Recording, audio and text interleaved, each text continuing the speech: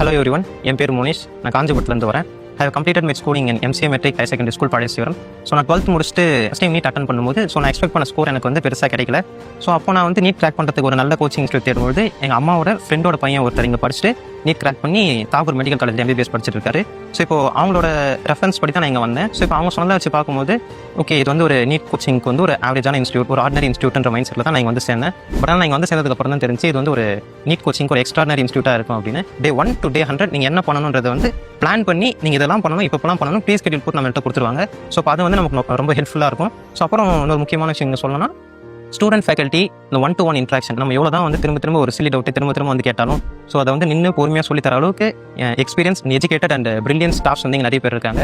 So இப்போ அவங்களுடைய guidance வந்து எனக்கு ரொம்ப ஹெல்ப்ஃபுல்லாக இருந்துச்சு. So now I believe that I will secure a seat in Government Medical College thanks to Vinmugil Academy.